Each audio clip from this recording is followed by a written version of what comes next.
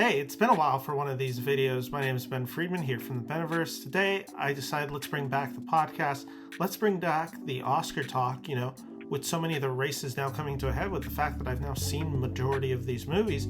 It just seemed like a natural fitting time to just dive into the Best Director race. This has been a race that has been highly contended this year. There's so many people in contention.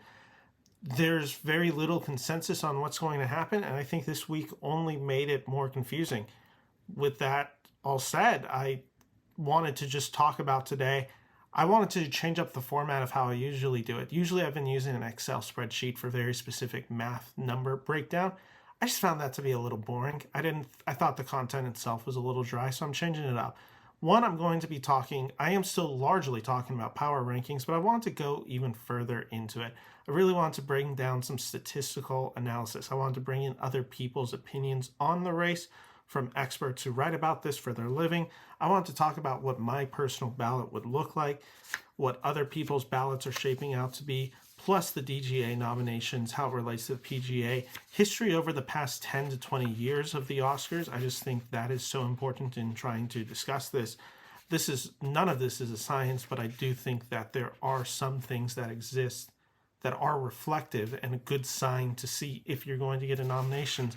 And to really add to the power ballot feel to it, or power rankings, I should say, I wanted to also just discuss not only the films that get nominated, but I also wanted to break it down into categories from least likely to most likely and give some of the Vegas odds on these.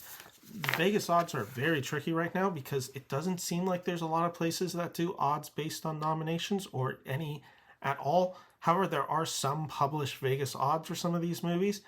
They seem very outdated based on some of the numbers that I saw. So I'm just giving a hypothetical. If I had $1,000, here's how I'd spend it on odds. So if you're a bettor, if you like betting on movies, here's your chance to do it. With that all said, though, let's talk about the Best Director race. My name is Ben Friedman, here from the Beniverse, and thank you all for watching, and we'll be right back right after this. So let's just jump into the race this year. I've mentioned that this is a very complicated race to cover this year. I think this one's a extremely competitive race. I think there are legitimately 20 names that have been thrown around that at some point at this award season were considered a possible nomination worthy candidate. There's definitely more than 20 names that have appeared. I'm just breaking it down by the 20 that I think are still in somewhat form of conversation. But before we get into that, I wanted to just share my personal breakdown of this year's ballot. So I do it the same way the Oscars do it. I have 5 names on here. I've already talked about this in other videos, but I just wanted to shout these 5 names out again because I think they're deserving of praise. The list for me has switched up considerably, but at this moment, I have 5 people who have made my Best Director ballot for this year. I have Joseph Kosinski for Top Gun Maverick. I have Edward Berger for All Quiet on the Western Front. I have the Daniels for Everything Everywhere All at Once.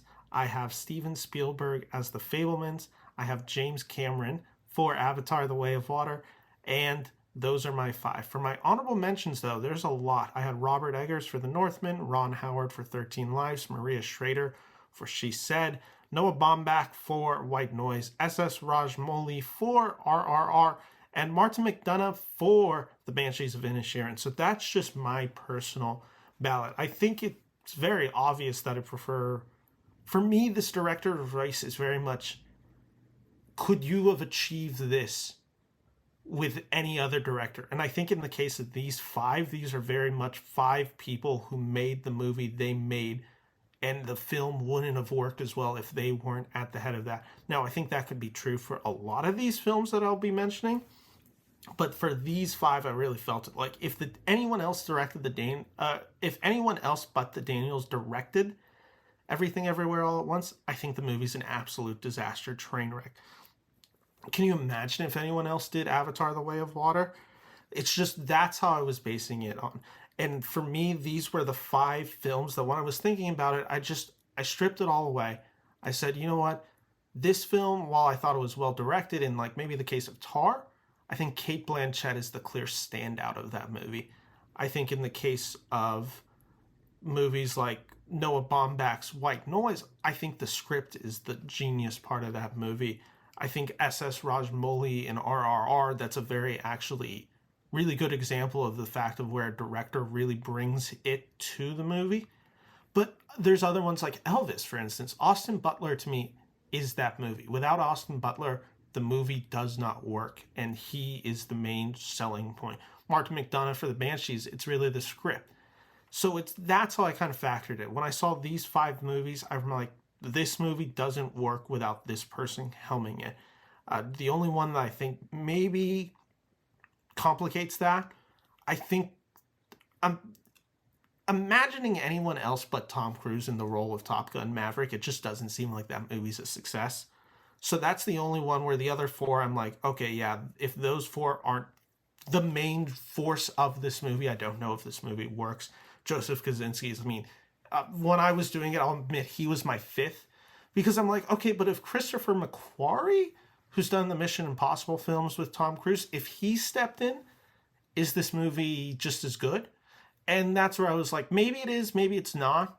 But ultimately, for just the achievement that Top Gun Maverick was, I just had to get it in there. But that means for my list, I have Top Gun Maverick, which is a $200 million plus film.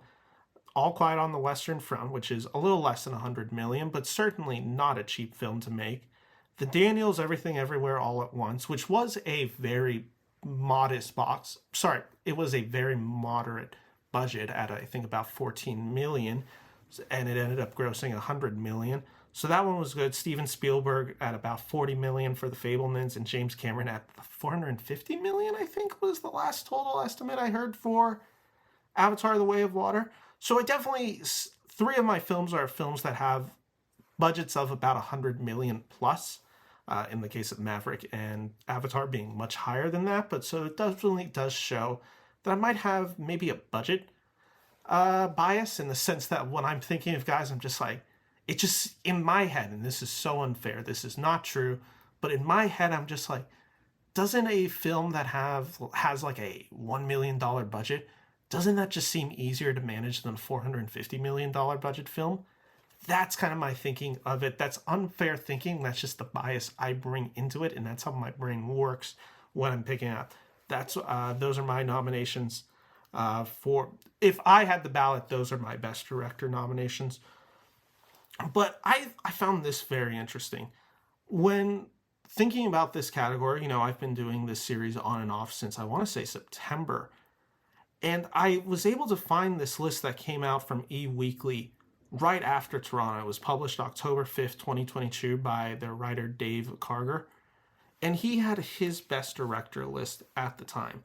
And I'll just read you a little excerpt from E-Weekly's post from October 5th. For Best Director, for Best Director, Dave wrote, "It's been 24 years since Steven Spielberg found himself accepting an award on the Oscar stage. Thanks to his most personal film yet, his semi-autobiographical drama, The Fabelmans, he's now the favorite to win the 3rd Best Director prize." And for his breakdown, he has Steven Spielberg, The Fabelmans, coming in at number 1. Number 2 is Todd Field Tar.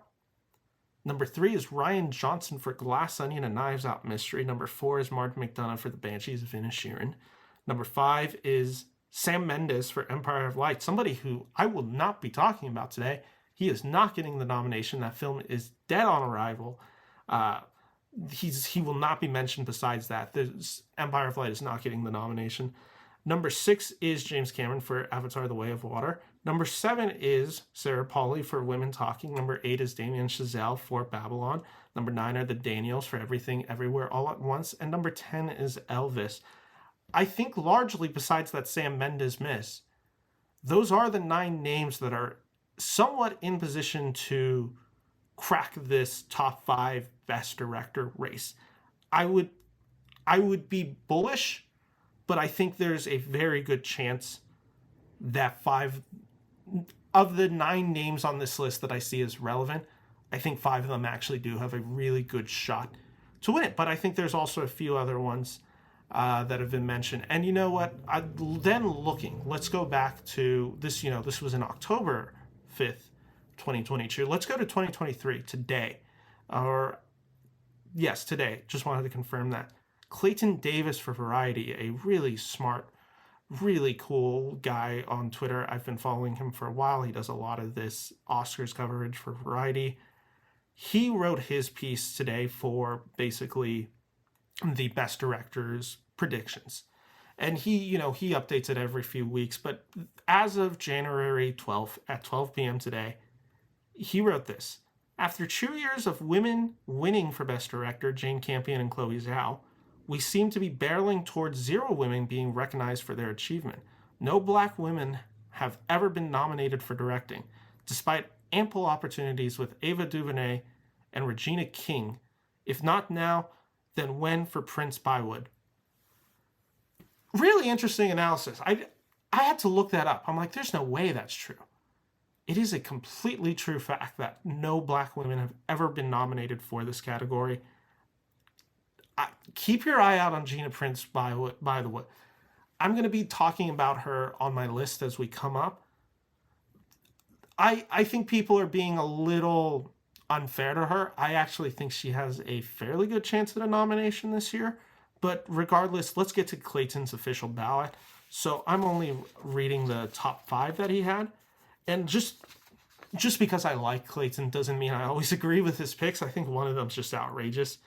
At number 5, and this is the outrageous one, he had Charlotte Wells for Aftersun. We're going to talk about Aftersun a little bit later. I'm very hesitant to just give this film the Best Director nod.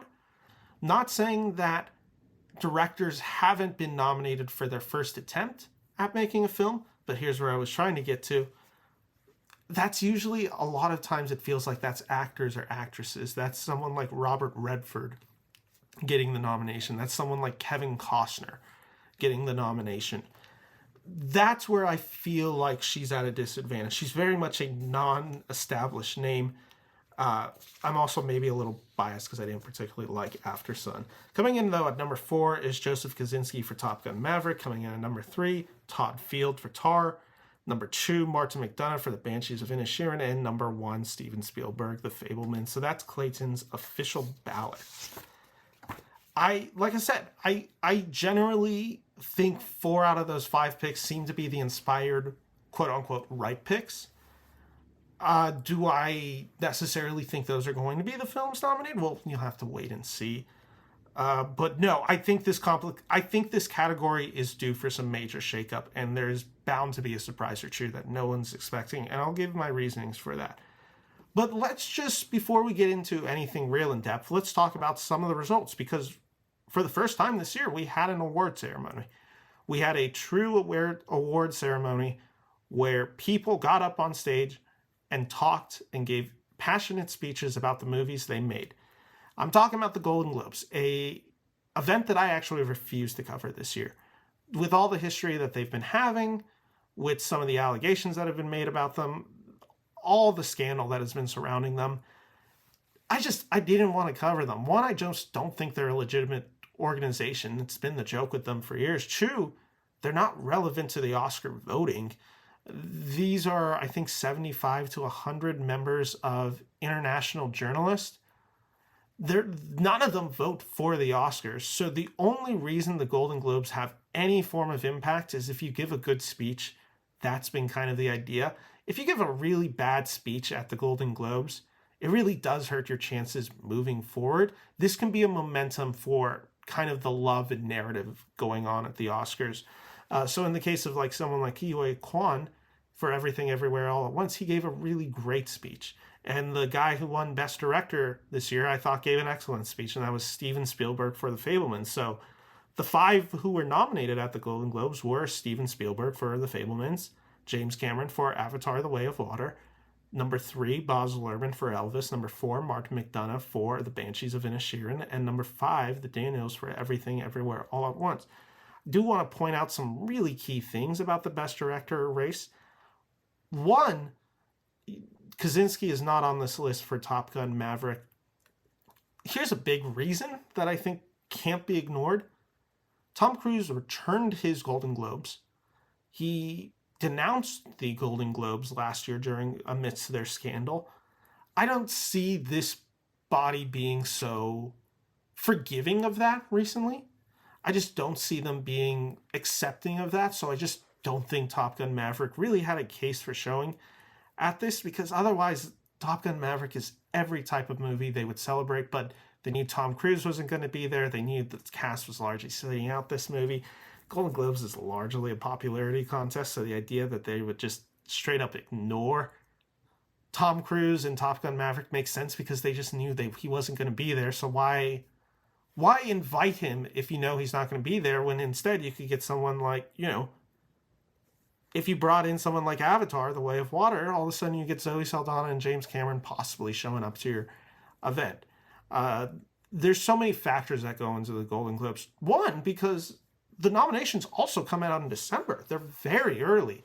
The nominations came out before Avatar, The Way of Water was available for people to see. I don't even know if out of all the Golden Globe voters, I don't know how many, when they nominated Avatar, had actually seen it. My guess is that number's less than 20. I don't buy the legitimacy of this organization. Here's, though, like I said, besides the speech, here's why else the Golden Globes are semi-important. Important with an asterisk. They have predicted, is this number true? I'm looking at it, yeah. They have predicted 70% of the last Best Director wins at the Academy Awards. The past 10, they've gotten 7 right, 70% accuracy. They got 3 wrong. One of them's a fluke. One of them is the one that everyone kind of just assumed the winner would be, and then one was a legit 50-50 coin toss. The coin toss was Richard Linklater over Inarritu for Boyhood versus Birdman. Birdman ends up winning the Best Director Oscar that year. The next one's the one that I say is everyone, I think, had assumed he was the winner until he wasn't. And that was Sam Mendes for 1917, where the Oscar ends up actually going to Bong Joon-ho. The third one is the one that's a complete fluke. Ben Affleck losing the Oscar for Argo over Ang Lee for Life of Pi. The reason I say it's a fluke is not only because Ben Affleck lost the Oscar, he wasn't nominated. And that's really uncommon. I mean, the DGA also gave Ben Affleck the award for Best Director that year, and he went not nominated. He did not get nominated for Argo. That's why I say it's a little bit of a fluke. That just seems so unlikely. And 2012 is a weird year for a few other reasons, which we'll get into. But let's now jump in, actually, to the DGA. So for those who do not know what the DGA is, that stands for the Directors Guild of America. I'm sorry if I'm just kind of spitting out facts, but to me, I find a lot of this really interesting. But the DGA is Directors Guild of America. They are comprised of, I want to say, 17,000 directors, a lot of them inactive. I believe it's television and film. It's composed of all these directors who come together. A lot of these directors are in the Academy, thus they actually vote for them. The guilds always are comprised of a lot of the people that end up voting for the Oscars. So, instance, the SAG Awards, which is the Screen Actors Guild, a lot of those SAG members are also Academy voters, vice versa, which means when the guilds nominate you and you win, that's usually a fairly good indication. Evidence for that is since 2000, since the 21st century, the DGA has predicted 77% of the nominations for the Academy Awards. Out of 110, they've gotten the names right 85 times. 85 out of 110.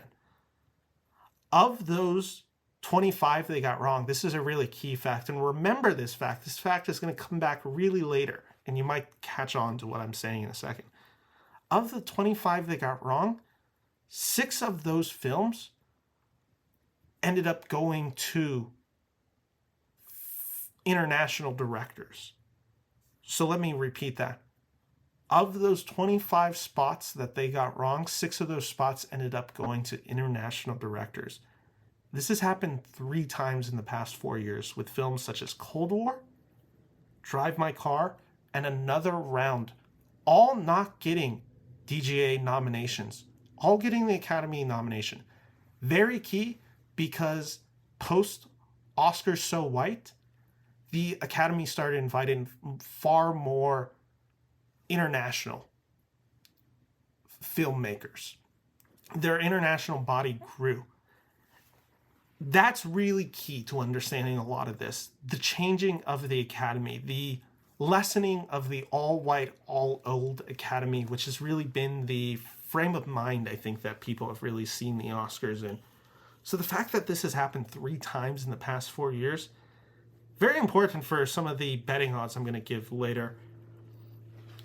But what's really interesting about the DGA, they're very accurate. Per average, every year the DGA accurately predicts 3.9 directors of the 5 directors nominated. This number would be 4, except one year they had a fluke. And it's that 2012 year where Ben Affleck does not get nominated. That year in 2012, the DGA went 2 for 5 of their accuracy for nominations. The only 2 they had right for the Academy was Spielberg and Ang Lee.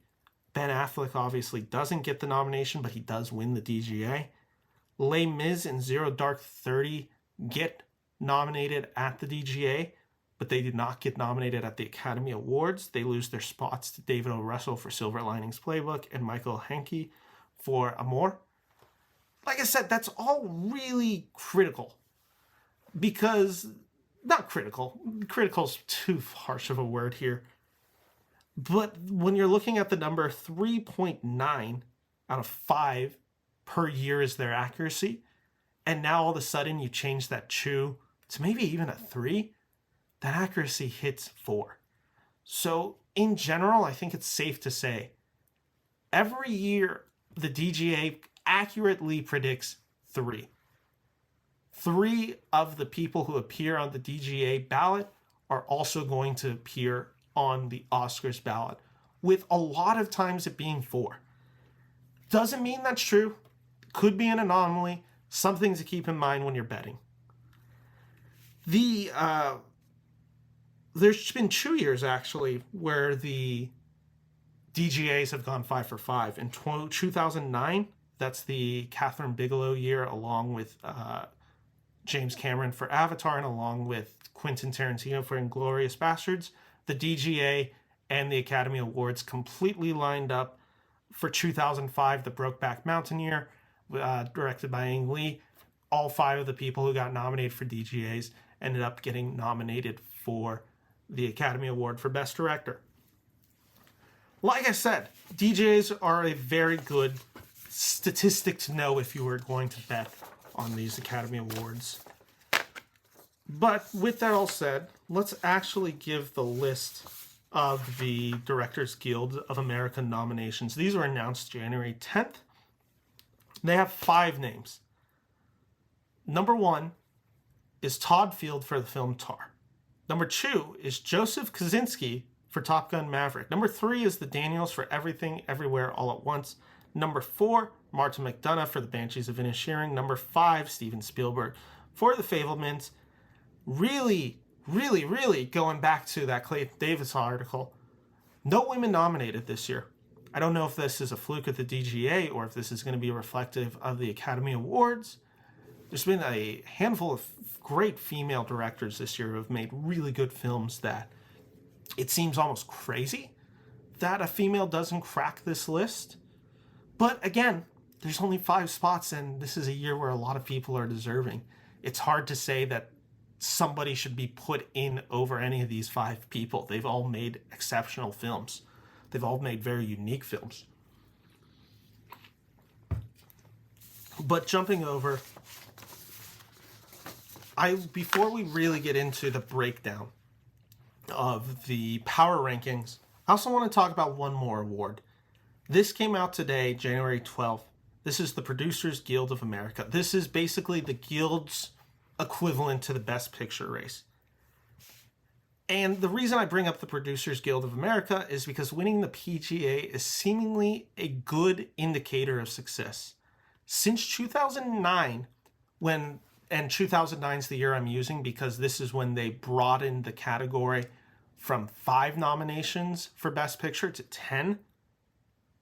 The PGA has picked 10.5 out of 12 of the correct Best Picture winners for the Academy Awards. 10.5 is very important. The 0.5, I'm sure you're wondering why. 0.5 is because Gravity and 12 Years a Slave tied, which is stupid to me. Choose a winner. If it's a tie, recount it. I don't know what else to tell you. That just seems dumb to me. But regardless, they both won Best Picture at that year's PGA. The only other 2 times that they got it wrong since 2009 was Big Short in 2015. That just seems like a full-on complete anomaly. If you remember the 2015 year, it really felt like it was Spotlight, The Revenant, were the films that whole year, that race. Those were really the 2. Big Short always kind of felt like a weird 3 out there. The other one is the 2019 movie year where 1917 beats Parasite. Again, that Parasite win is historic, but again, everyone was predicting 1917. Not to say everyone, there were definitely some people predicting Parasite would win, but the general consensus was 1917 was going to win. But regardless, that's a 10.5 out of 12 accuracy for the PGAs. This is really key because of a stat that I'm going to share right now. The only films to win Best Director without a Best Picture nomination. They win the Best Director award, but their film is not nominated for Best Picture. It's only happened twice in the history of the Academy Awards. The first time was in 1928 for the film True Arabian Nights, which is not nominated for Best Picture, but Lewis Milestone wins Best Director. Now, again, I believe at that time the academies are broken up, and I believe there's a Best Director comedy. Not positive about that. I need to double check that, but there is some weird stuff with some of the older Academy rules. Second time it happens, the following year, 1929, The Divine Lady, not nominated for Best Picture, but does win Frank Lloyd Best Director. That is all to say that generally, and I'm not even going to say generally, I'm going to say to win the Best Director, you have to be a film that is strongly in the race to win Best Picture. Sorry, I started slurring there. This liquid death is really doing a number on me. To win Best Director, you need to win, or at least be one of the heavy favorites to win Best Picture. The success is tied together. So if you're going to bet, if you're going to make any form of predictions, do note that when picking a winner, make sure it's at least one of the leading votes for Best Picture. Look at the trades, see what people are generally thinking are going to come in that really could win the awards. If you're going for a film that's not nominated for Best Picture or doesn't seem to have any chance of winning Best Picture, not a good bet, not a smart bet. But anyway, I almost skipped this. The Producers Guild of America, their awards came out today. They had 10 films that got the nominations. Avatar: The Way of Water, The Banshees of Inisherin, Black Panther: Wakanda Forever, Elvis, Everything, Everywhere, All at Once, The Fabelmans, Glass Onion, Tar, Top Gun Maverick, and The Whale. I almost considered doing the Tarantino Golden Globes effect where he's just like, Steven Spielberg, Kate Blanchett. But I ultimately decided not to do it until much later, and then just kind of made the joke weird for a little bit. But anyway, let's start getting into our power rankings for Best Director. And you know what's interesting? When looking at this year, I was really just kind of blown away by the fact of there are a handful of films that are legitimately crowd-pleasing films with big budgets that overperformed at the box office. take out some of the obvious ones like Top Gun, Maverick, Avatar: The Way of Water, which both seemingly are getting the nominations. You have other films in the conversation. You have films like RRR, which is the Tollywood film that's getting a lot of buzz. You have films like The Woman King, which could easily earn a Best Picture nomination. You have films like Glass Onion, the sequel to Knives Out, which has been faring very well.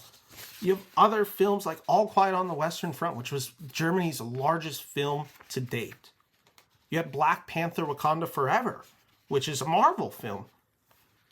You had obviously some that were just financial disasters, but I mean, Babylon was still an $80 million budget film with a lot of huge stars. And then there's other ones that just overperformed, like Everything Everywhere All at Once had a $14 million budget. And it ended up grossing over $100 million, making it A24's biggest success. Baz Luhrmann for Elvis ended up being a box office sensation. You legitimately have, the Academy has the chance to nominate films that people saw. That's pretty rare for them. The past few years, you see a lot of films that maybe some of them did okay numbers, but we're not even talking cracking 50 million domestically. They were good compared to their budget, or they overperformed, or they got the Oscar bump.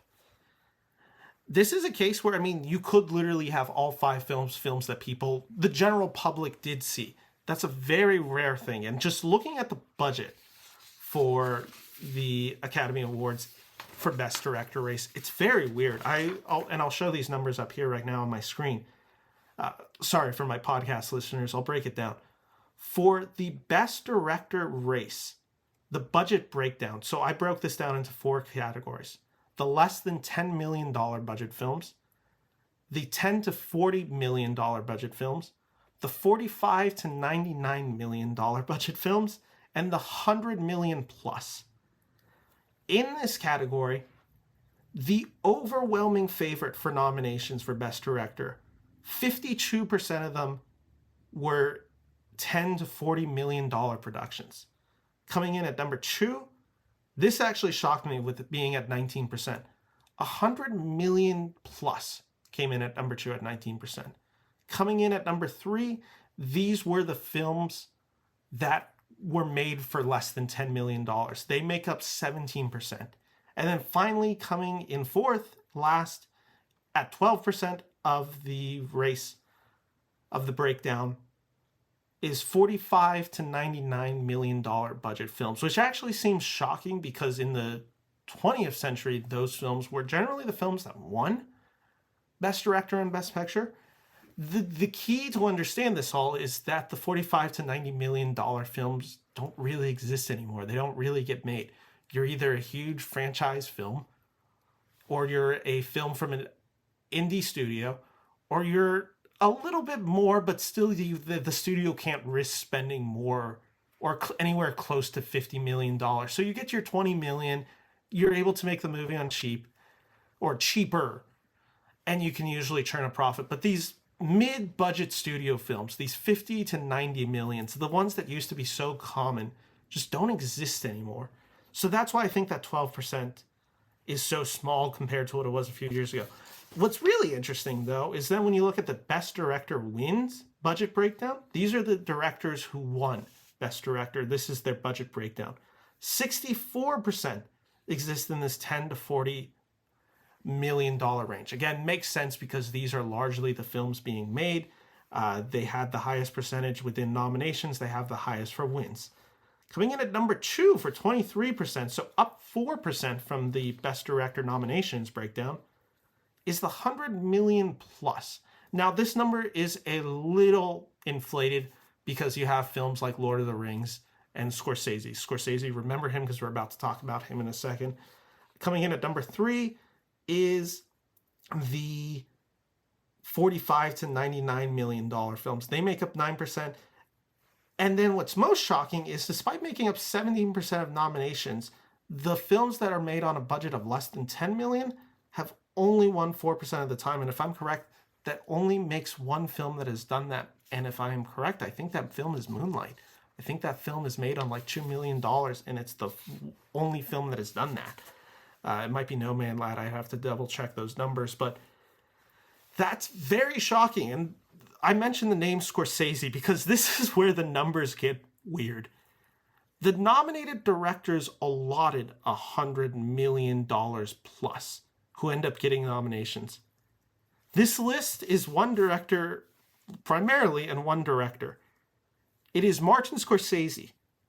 6 films that he has released. 28%. He makes up 28% of the $100 million plus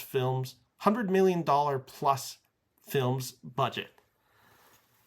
That's a lot. 6 out of, what was that? 6 out of the 21? Yes, 6 out of the 21 were Martin Scorsese films. I mean, it just kind of shows the blank check that Martin Scorsese has received. Coming in at number 2 is somebody with exactly 2 films. It's Ridley Scott. Ridley Scott for Black Hawk Down, and I want to say Gladiator was his other one. So he's had 2 films that cost over $100 million to make, and that landed him nominations. And then the other one also tying him at number 2, Peter Jackson for The Lord of the Rings. Everyone else has had 1. Spielberg's had 1. David Fincher's had 1. Sam Mendes has had 1. Tarantino 1. Cuarón 1. Christopher Nolan 1, etc., etc. George Miller 1. James Cameron 1. Could be 2. Maybe in a few weeks.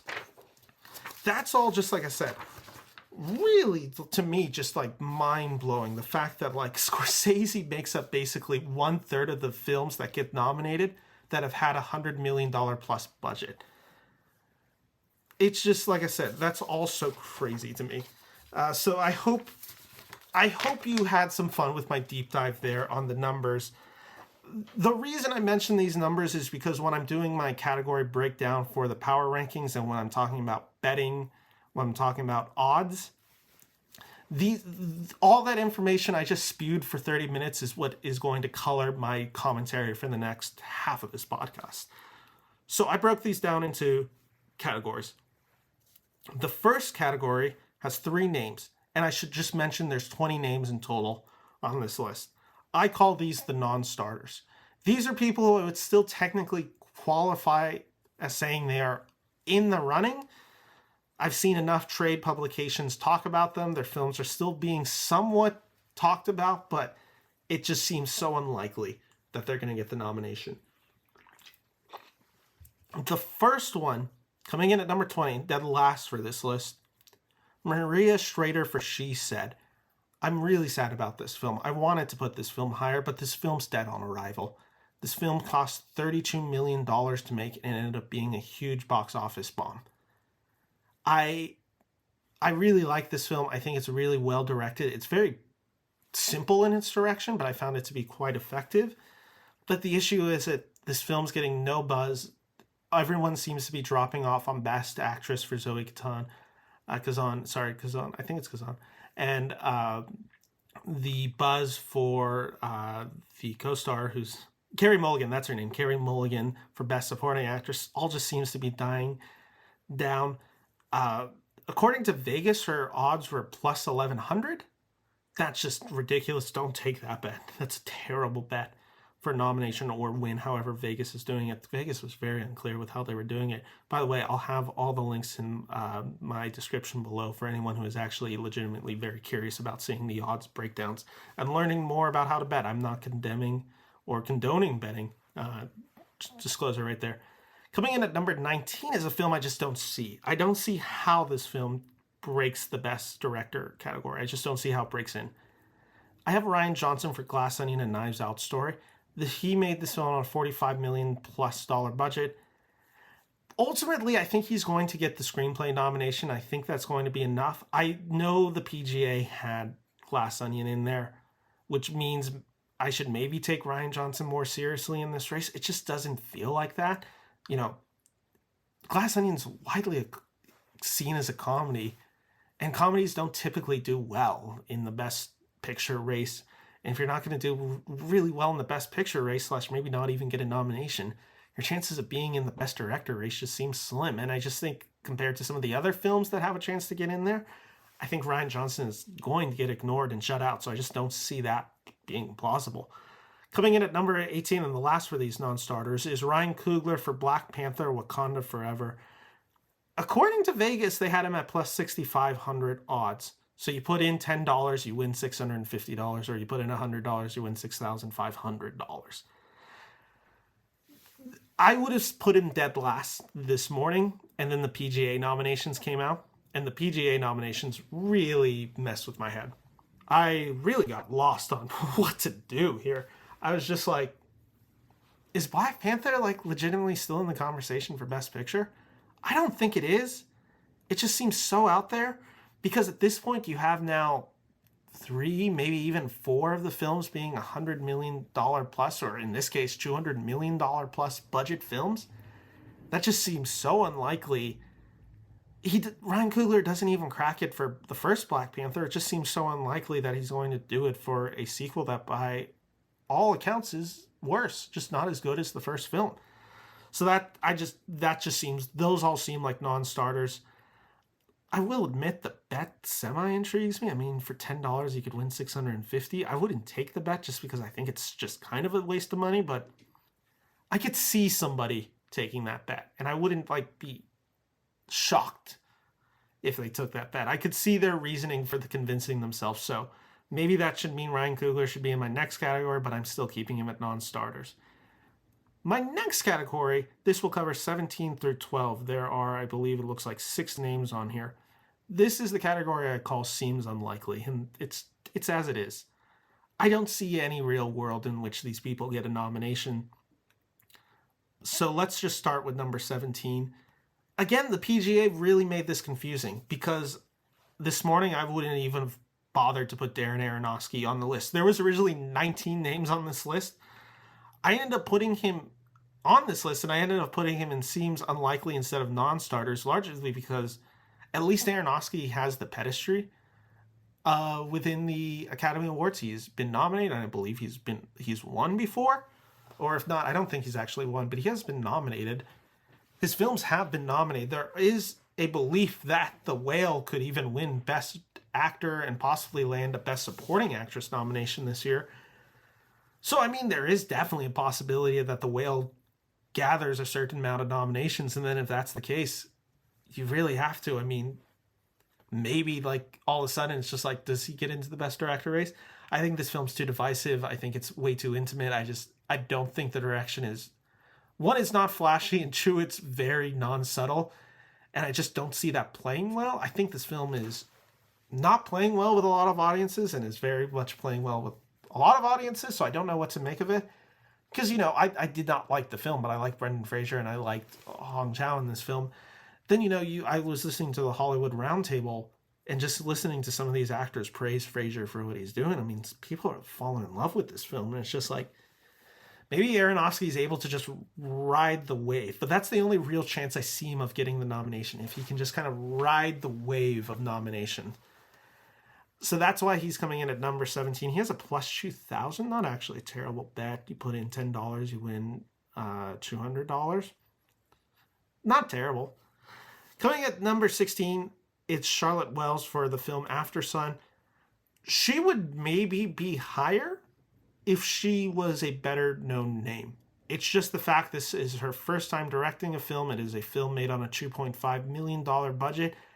I feel like I'm underrating After Sun. I did not like this film, but I know a lot of people did. I know a lot of people are falling in love with this film. Clayton Davis, as I said, he had it on his top 5 for most likely best directors. This would be female inclusion within the best director race.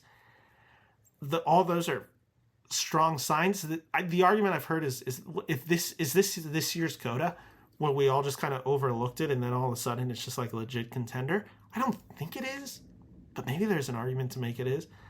I'm not buying it right now. I don't feel that momentum. I don't feel enough people talking about it. And I feel like I don't hear, when you have these Hollywood Reporter roundtables, when you have all these people, Troy Kotsur was at these, events last year promoting Coda.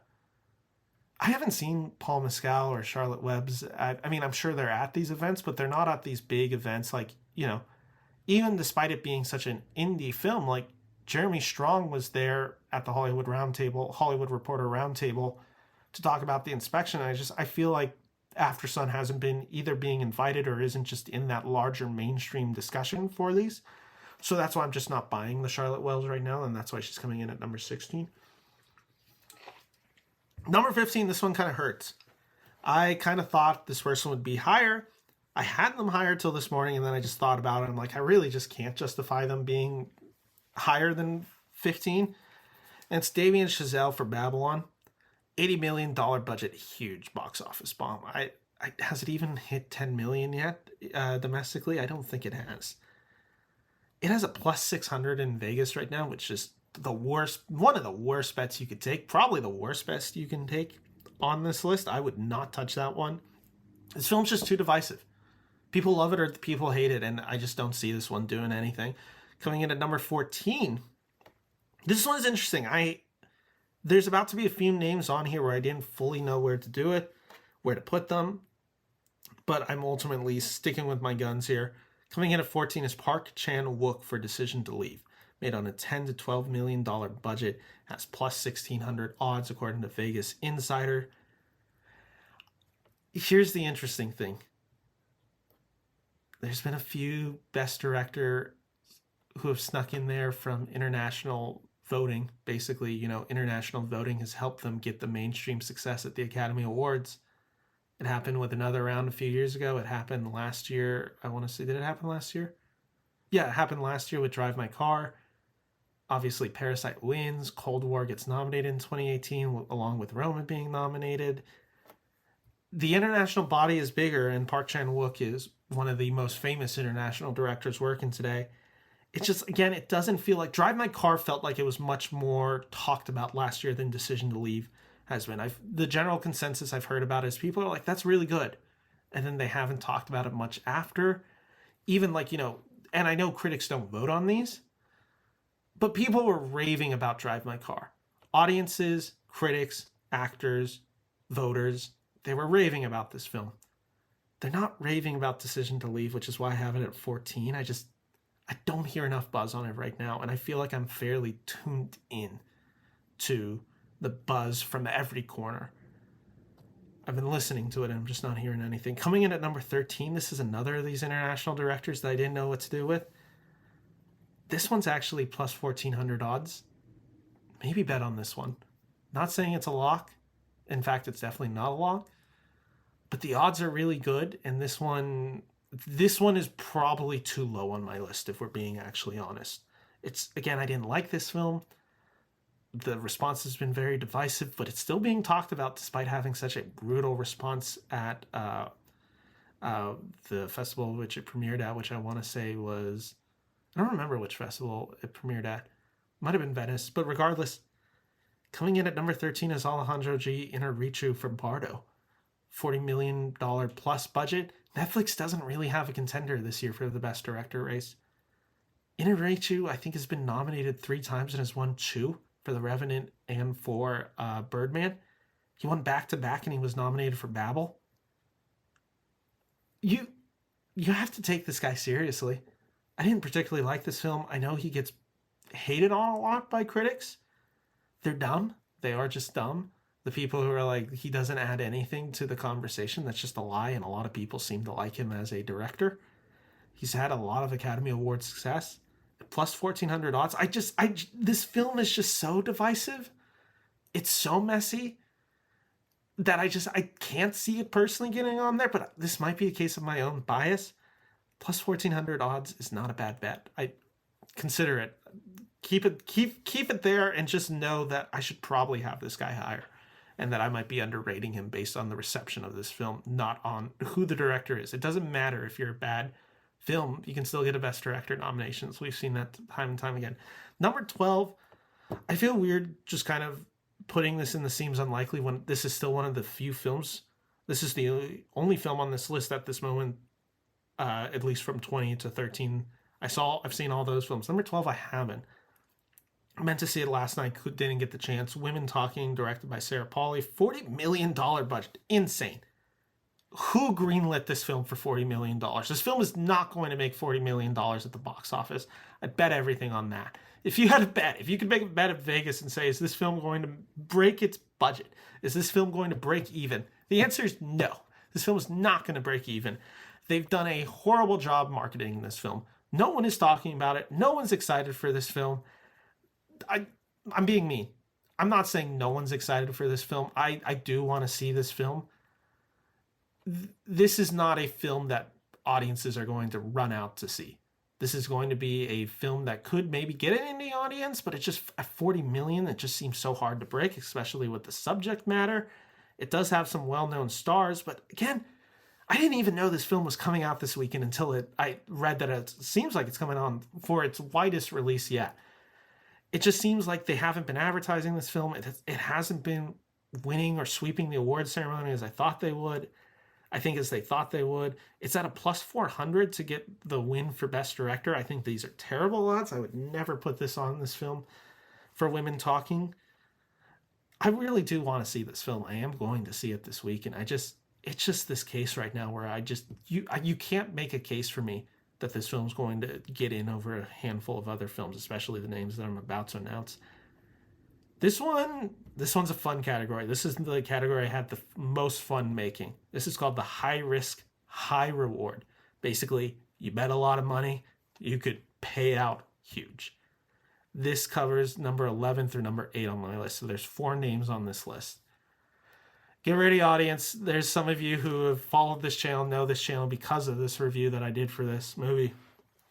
I can't believe I'm saying this name. I really didn't think he was going to be in the conversation, but there's legitimate best picture talk about this movie, which just seems crazy. Audiences are going crazy for this movie. There is an international audience for sure that is going to help groundswell this movie up to success.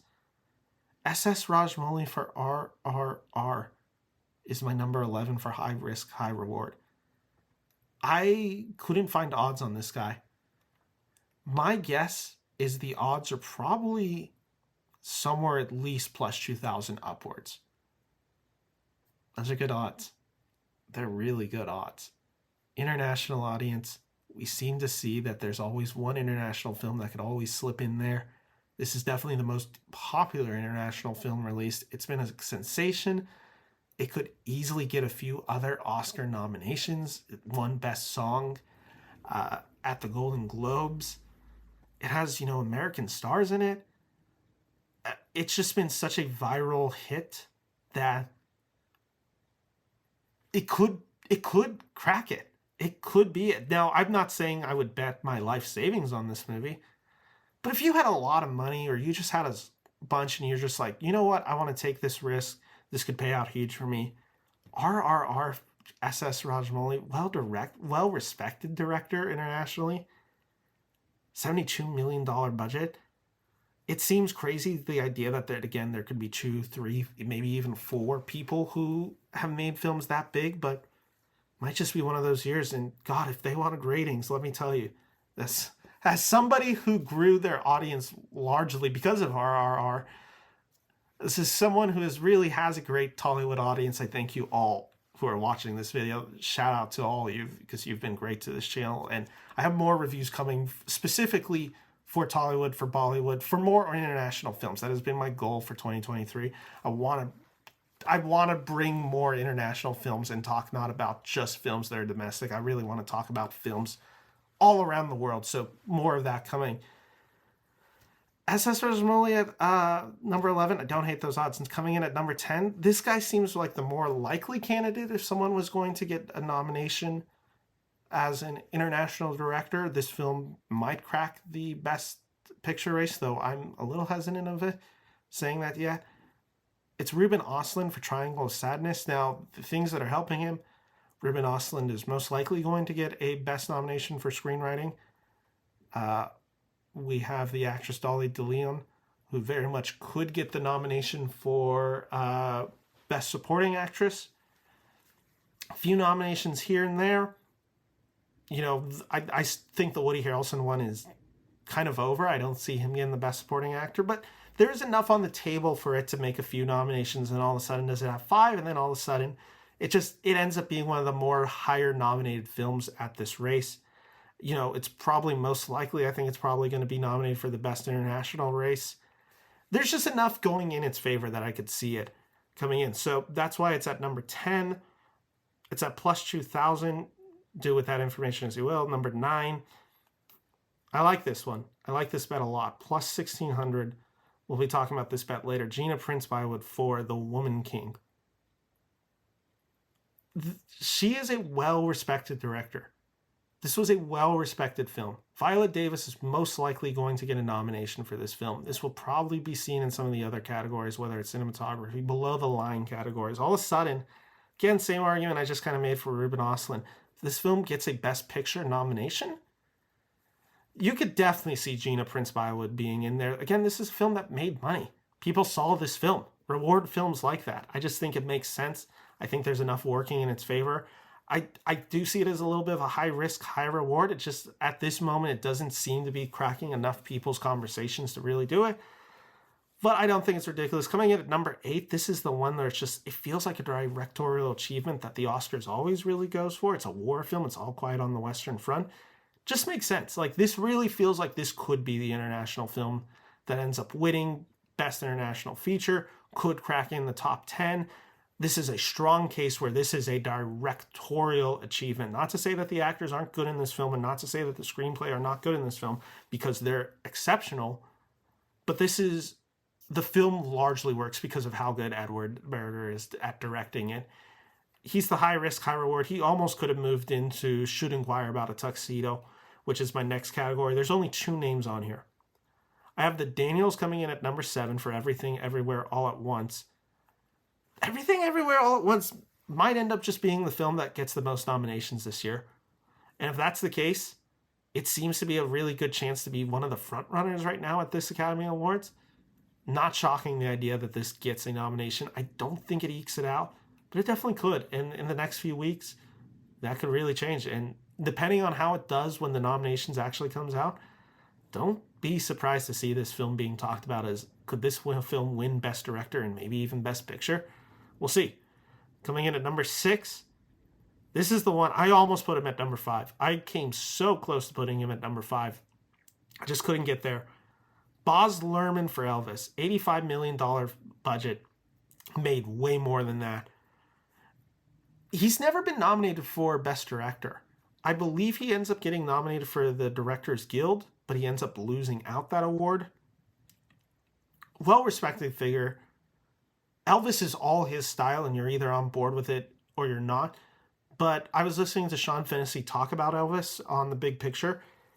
He mentioned how all the voters that he's been talking to, people who are legit eligible voters, have been going crazy for Elvis. This film is going to have a ton of nominations.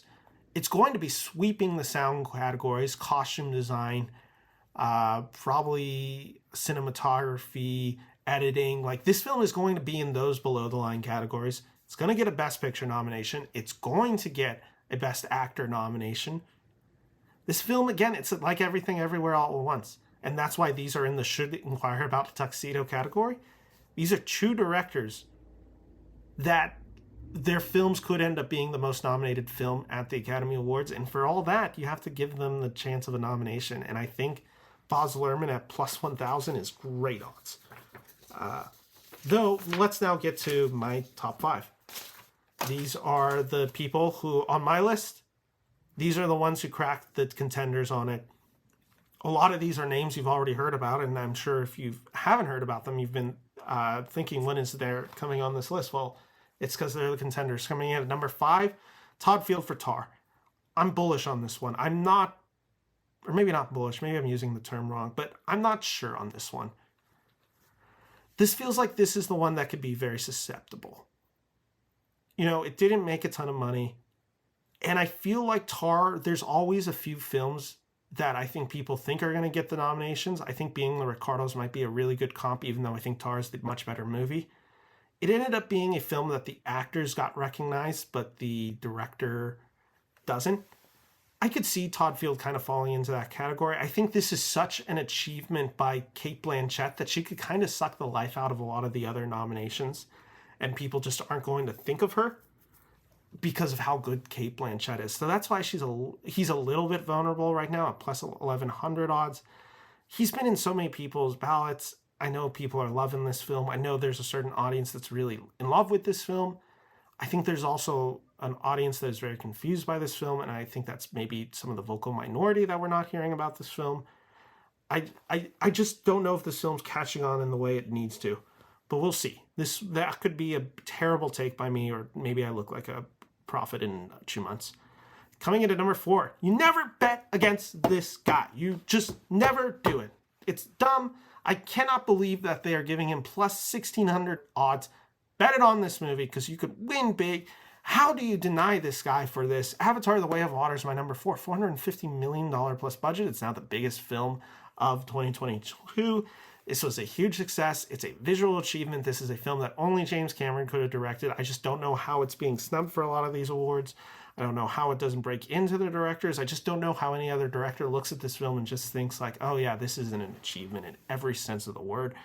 Honestly, he'd probably win my award if I was giving it to him.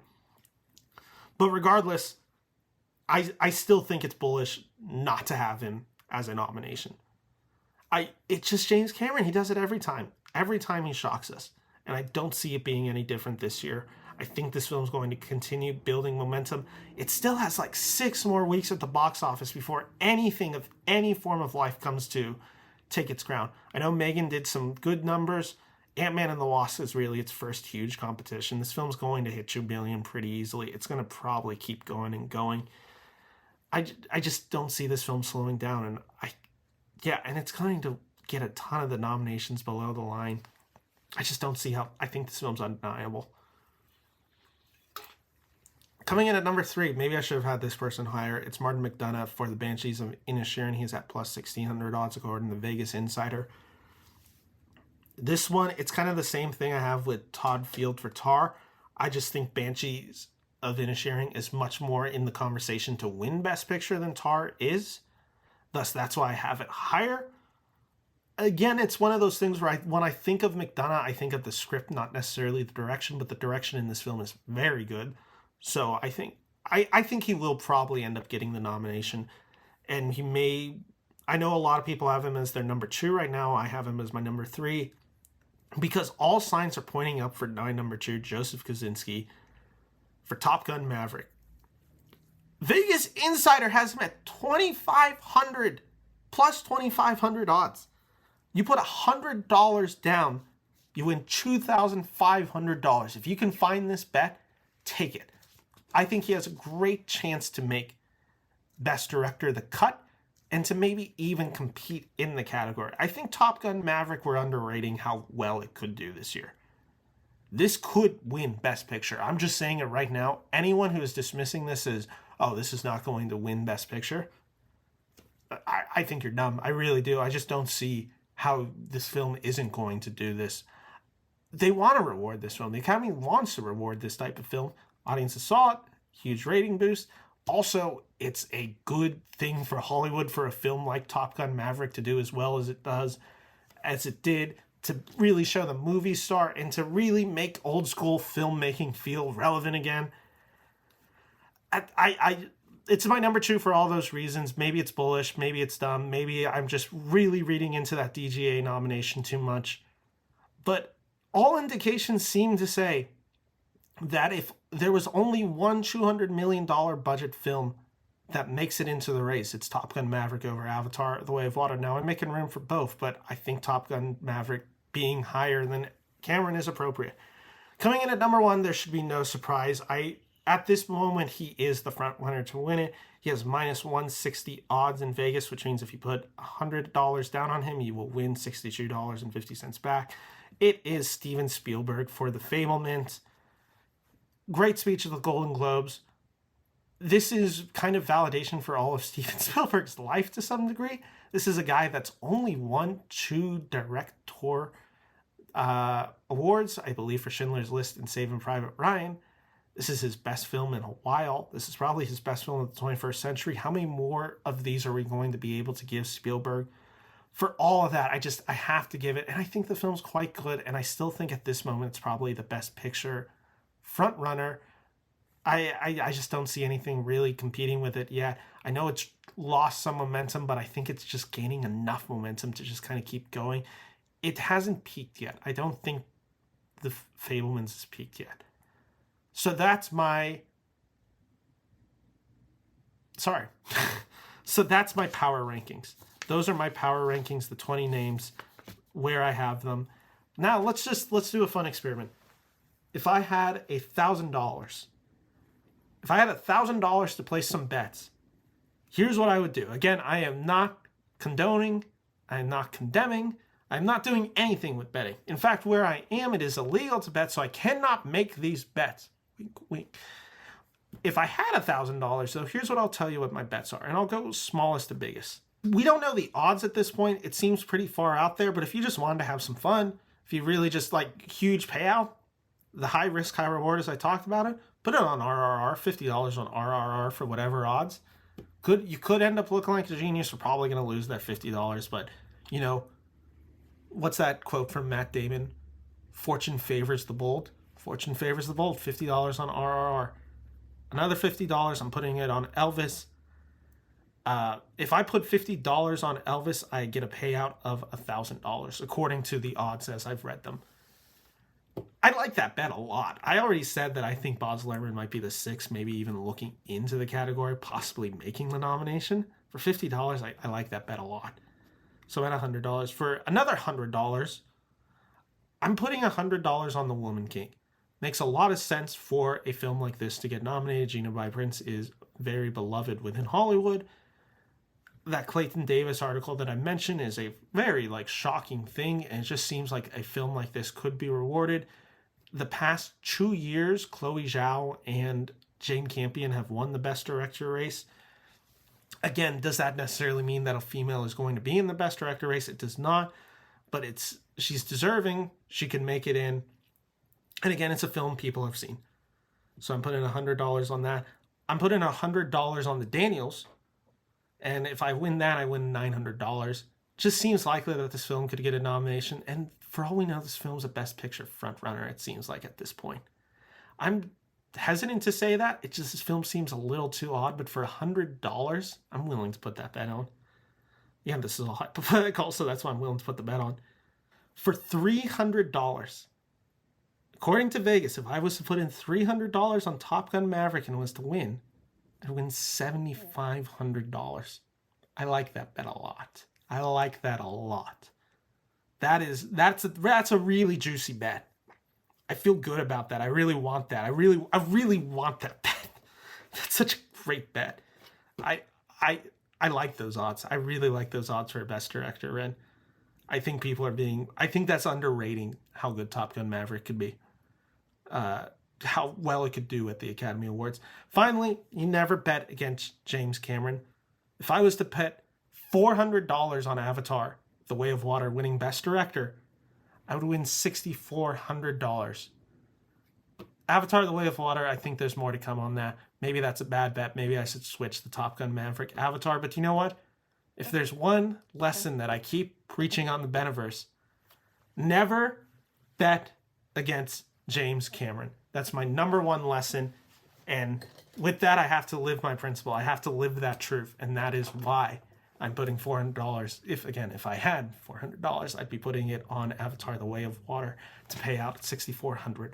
Again, I'll have all the links in this episode below. That way, if you want to research it, you can do your thing. Don't come to me if you're broke. If you lose all your money, don't be safe if you're going to bet.